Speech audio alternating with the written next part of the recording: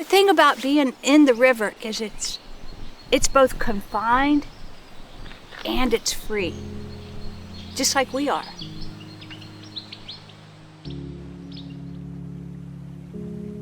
The metaphor of sailing is one you can take in infinite directions because it literally personifies life.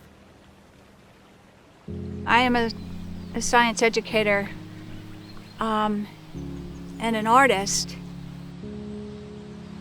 To marry that history and that science, I would say that it's really important to notice and to come to be aware of every small thing.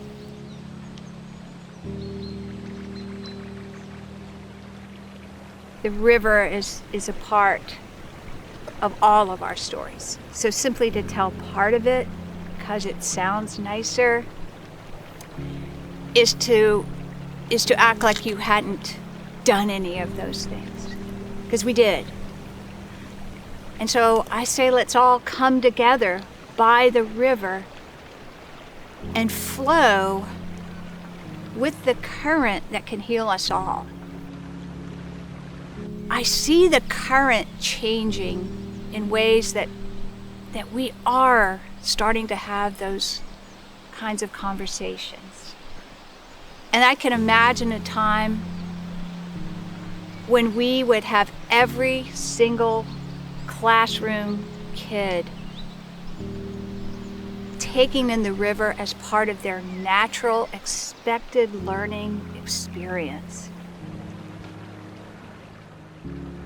It does quiet the heart, the breath.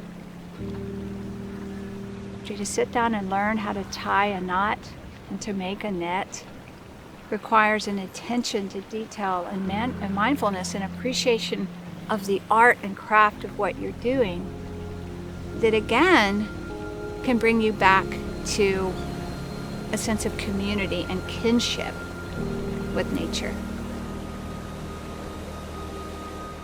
No matter how bad a day I was having, I could walk across the street, sit on that dock, and be still and feel whole. And it's hard to describe that where you come to feel such a deep connection with a place that can be still and moving at the same time. And a place where there are so many sensory horizons that all you had to do was tune in.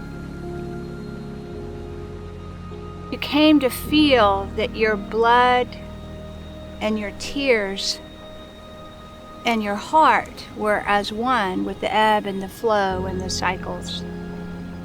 And I know that it doesn't matter where I am on this planet, I can go back in my mind and in my heart and in my spirit. Look at that river right there. It's confined by the banks, but it's always moving. The only time a river's not moving is if an animal like a beaver were to dam it up, or a human being were to do something to it.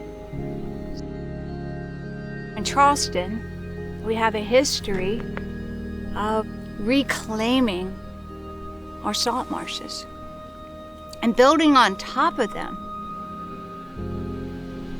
And what is the most astonishing thing to me about our salt marshes is you can pave on top of them and put foot after foot of asphalt, and the water will find a way to come up through the street, through the drains. It's a symbol of resilience.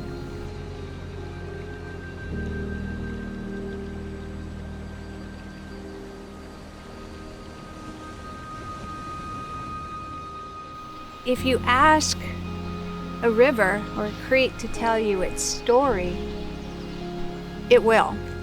That our plants and animals have learned to be resilient no matter what we've done to them.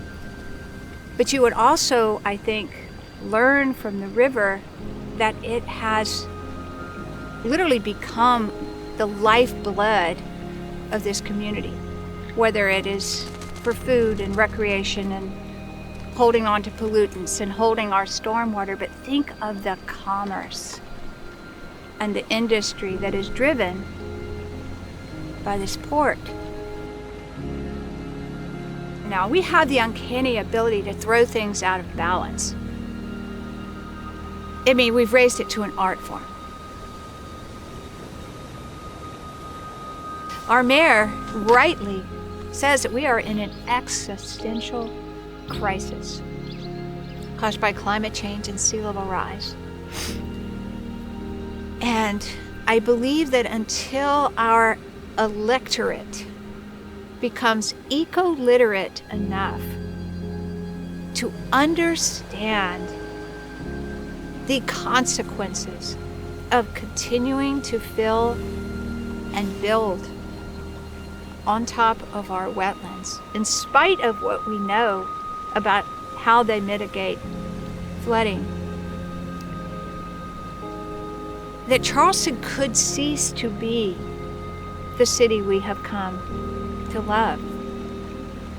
Because the river is always going to find a way out. The day I can't come back to the river would be a very sad day.